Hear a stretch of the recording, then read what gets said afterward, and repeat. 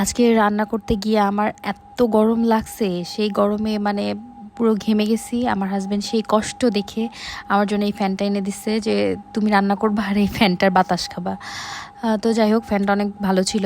তো আমরা দুইজন মানুষ মাত্র, তো আজকে অনেক অনেক রান্না করছি। তো আমার হাজবেন্ড এক দুই পদের ওর আবার পোষায় না, ওর আবার অনেক অনেক তরকারি লাগে। তো যাই হোক, আজকে আলু করলা ভাজি, ডিম ভুনা, আবার এই কই মাছটা রান্না করছিলাম ঝোল করে আলু দিয়ে। আর এই যে এই বেগুনটা মানে অল্প তেলে ভাজতে গিয়ে এরকম নেতায় পড়ছে। আর এখানে আছে মিষ্টি কুমড়া ইলিশ মাছের মাথা দিয়ে।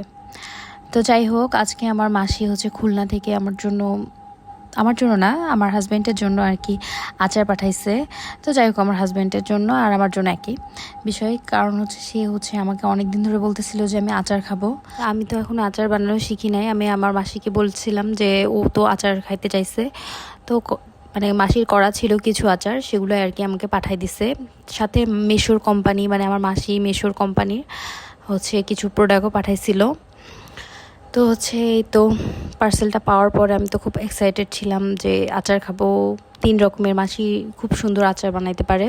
আর মেশো হচ্ছে বাজার থেকে আম কিনে আমাদের জন্য হচ্ছে আমের আচার বানাই দিছিল।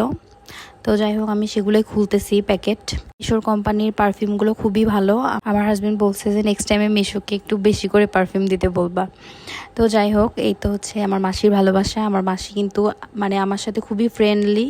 আমার মাসির সাথে প্রত্যেকটা দিন আমার ঘন্টার পর ঘন্টা এমনি এমনি এত এত গল্প হয়। কি জানি আমরা গল্প বলে আর কি ঘন্টার পর ঘন্টা কাটাই দিই।